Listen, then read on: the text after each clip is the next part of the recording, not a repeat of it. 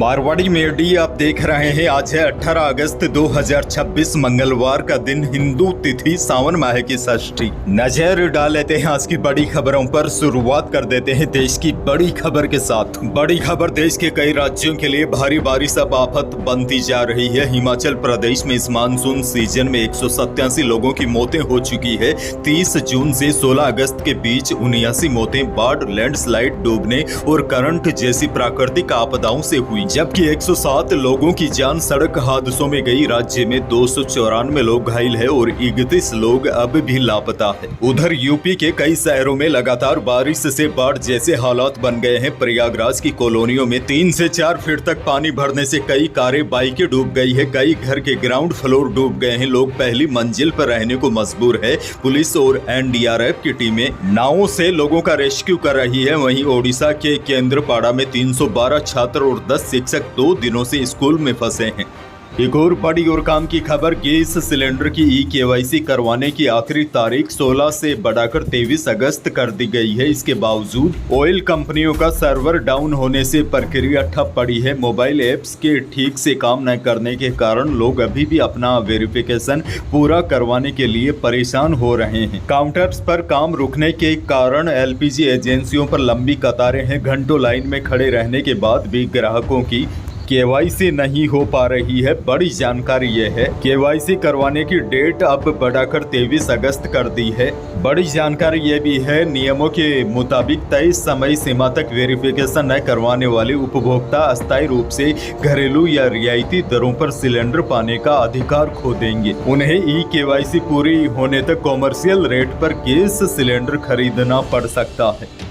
बहरहाल आगे बढ़ जाते हैं राजस्थान से। बहुत बड़ी खबर, राजस्थान के सरकारी स्कूलों में अव्यवस्थाओं के खिलाफ कॉकरोच जनता पार्टी के मूवमेंट के बाद अब राज्य सरकार की ओर से एक नया फरमान जारी किया गया है, जिसके तहत राजस्थान के सरकारी स्कूलों में अब मीडिया सहित सभी बाहरी व्यक्तियों की एंट्री पर रोक लगा दी गई है। इसके साथ ही सरकारी स्कूलों में विद्यार्थियों की फोटो वीडियोग्राफी को लेकर शिक्षा विभाग ने सख्त नियम लागू कर दिए हैं। निर्देशों में कहा गया है कि प्रधानाचार्य या संस्था प्रधान की पूर्व अनुमति के बिना किसी बाहरी व्यक्ति को स्कूल परिसर में प्रवेश तक नहीं दिया जाएगा। सीधी भाषा में आपको बताऊं तो अब कोई भी व्यक्ति कैमरा लेकर सरकारी स्कूल में जाकर अपनी मर्जी से फोटो वीडियो नहीं बना सकेगा। पहले स्कूल के संस्था प्रधान से लिखित अनुमति लेनी होगी। हालांकि इस आदेश को लेकर अब बहस भी शुरू हो गई है। लोगों का कहना है कि इस फैसले से सरकारी स्कूलों की कमियां और जमीनी समस्याएं सरकार छुपाना चाहती है। हालांकि इस मामले में शिक्षा मंत्री मदन दिलावर ने सफाई दी है। उन्होंने कहा, स्कूलों में मीडिया के प्रवेश पर किसी तरह की पाबंदी नहीं लगाई गई है।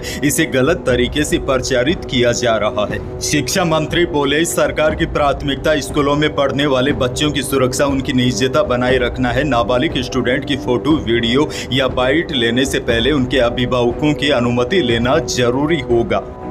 एक और बहुत बड़ी खबर, भारतीय जनता पार्टी के राष्ट्रीय अध्यक्ष नितिन नवीन ने अपनी नई टीम का ऐलान कर दिया है। नितिन नवीन की नई टीम में राजस्थान को भी महत्वपूर्ण प्रतिनिधित्व मिला है। पूर्व मुख्यमंत्री वसुंधरा राजे को एक बार फिर राष्ट्रीय उपाध्यक्ष बनाया गया है। वहीं राज्यसभा सांसद सतीश पूनिया को राष्ट्रीय महामंत्री की जिम्मेदारी दी गई है। उदयपुर सांसद मन्ना लाल रावत को भी एसटी मोर्चा का राष्ट्रीय अध्यक्ष बनाया गया है। वहीं सुनील बंसल को राष्ट्रीय महामंत्री और राजस्थान बीजेपी के सीनियर नेता राजेश मंगल को राष्ट्रीय सह कोषाध्यक्ष बनाया गया है। बड़ी खबर ये भी देखिए, प्रदेश में सोमवार को 309 नगर निकायों के वार्डों की आरक्षण लॉटरी निकाली गई। जयपुर जिले के निकाय चुनाव के लिए वार्डों के आरक्षण की लॉटरी कलेक्ट्रेट में निकाली गई। जयपुर नगर निगम के कुल 150 वार्ड में से ओबीसी के लिए 30, एससी के लिए 20, एसटी के लिए 6 और अनारक्षित ओपन 63 और अनारक्षित महिला के लिए 31 वार्ड रिजर्व किए गए हैं। कुल 150 वार्ड में से 50 वार्ड महिलाओं के लिए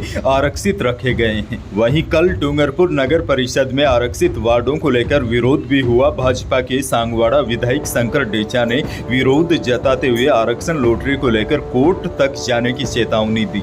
वहीं बड़ी जानकारी आपको यह भी दे दूं, जैसा कि कल मैंने आपको बताया, पंचायती राज चुनाव की आरक्षण लॉटरी 1 महीने के लिए टाल दी गई है। जिला परिषद प्रधान व पंचायत समिति सदस्यों की लॉटरी 17 सितंबर और सरपंच वार्ड पंचों की लॉटरी 18 सितंबर को होगी। ऐसे में लॉटरी का इंतजार कर रहे लोगों को अब 1 महीने का और इंतजार करना होगा।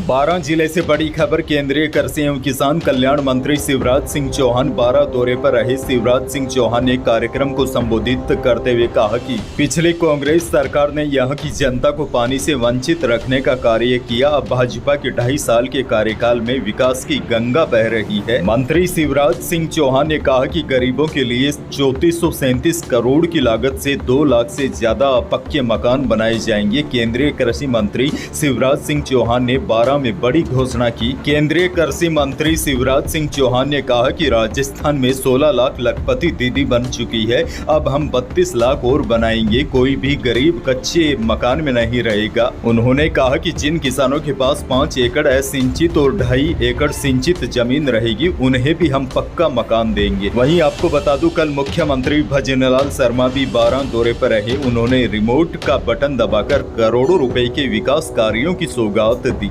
आगे बढ़ेंगे। एक और बड़ी खबर। राजस्थान में जूनियर इंजीनियर यानी कि JEN के 874 पदों पर भर्ती होगी। राजस्थान कर्मचारी चयन बोर्ड ने भर्ती के लिए आवेदन की प्रक्रिया रविवार से ही शुरू कर दी है। वैसे आपको बता दूं, भर्ती राज्य के अलग अलग सरकारी विभागों में की जाएगी। इसमें पब्लिक वर्क्स डिपार्टमेंट यानी कि PWD, जल संसाधन विभाग और जन स्वास्थ्य अभियांत्रिक विभाग यानी कि PHED के पद शामिल है। इच्छुक उम्मीदवार या अभ्यर्थी 14 सितंबर की रात 12 बजे तक आवेदन कर सकते हैं।